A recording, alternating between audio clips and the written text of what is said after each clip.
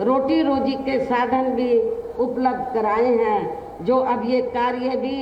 अधिकांश ठंडे ही पड़े हैं, जिनको फिर केंद्र में बीएसपी की सरकार बनने पर प्राथमिकता दी जाएगी। कहने का तात्पर्य ये है,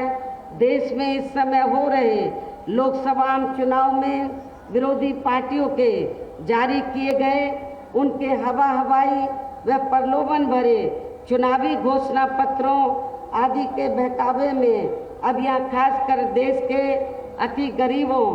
मजदूरों, बेरोजगारों एवं अन्य मेहनतकश लोगों को बिल्कुल भी नहीं आना है। और अब इन्हें ऐसी सभी विरोधी पार्टियों को हर हालत में केंद्र की सत्ता में आने से जरूर रोकना है, जिनकी कथनी व करनी में काफ़ी अंतर रहा है तथा जिन्हें ये लोग वर्षों से आजमा भी चुके हैं।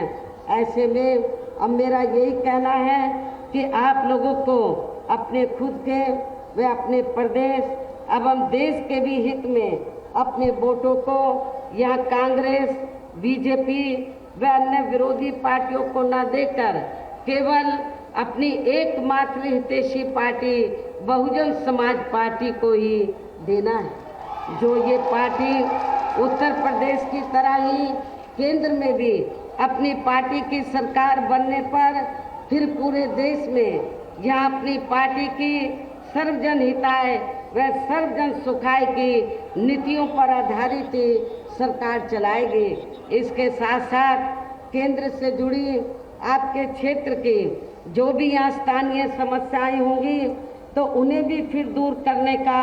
हर संभव पूरा प्रयास किया जाएगा। और इस मामले में आज मैं आप लोगों को ये विश्वास दिलाना चाहती हूँ कि आप लोगों के पूर्वांचल की लंबे अरसे से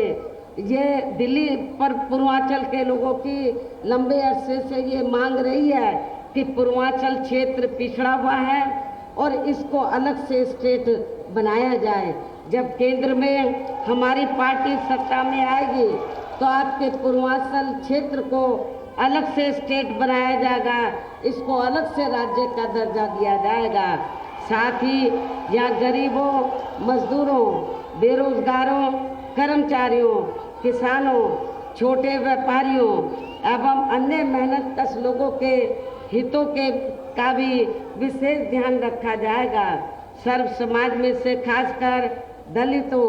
आदिवासियों, पिछड़े वर्गों, मुस्लिम व अन्य धार्मिक अल्पसंख्यक समाज के लोगों के विकास व उत्थान के साथ साथ हर स्तर पर इनकी सुरक्षा आदि के लिए भी सख्त कदम उठाए जाएंगे। और तभी फिर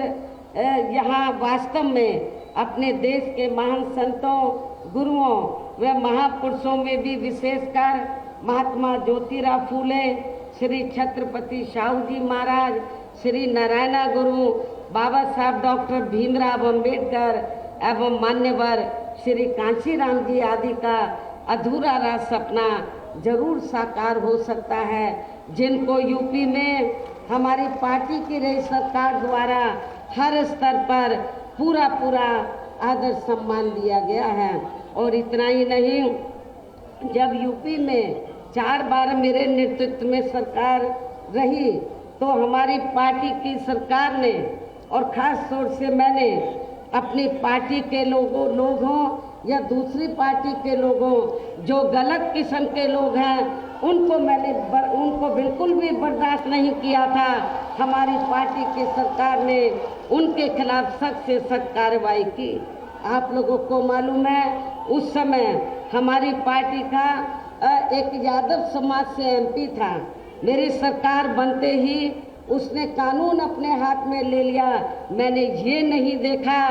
कि वो बीएसपी का एमपी है, मैंने कानून व्यवस्था देखी, अपनी जिम्मेवारी का मैंने एहसास किया और मैंने उस मेंबर पार्लियामेंट को अपने मुख्यमंत्री के बंगले में बुलाकर तो उसको मैंने जेल के हवाले कर दिया था। इसलिए मैं आप लोगों को बताना चाहती हूँ, यदि इस पार्टी मूवमेंट को आगे बढ़ाना है तो आप लोगों को अपने पढ़ाई के चक्कर में नहीं पड़ना है। हमारे संतों, गुरुओं महापुरुषों ने जो संघर्ष किया है उसकी संघर्ष की बलि नहीं चढ़ानी है, बल्कि उनके संघर्ष को ध्यान में रखकर उनके बताए हुए रास्तों पर चलकर आप लोगों को उनकी मूवमेंट को आगे बढ़ाना है। इन्हीं खास बातों के साथ ही अब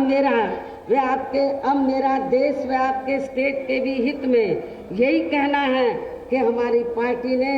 यहाँ जिनको भी लोकसभा के लिए चुनाव के मैदान में उतारा है, हमने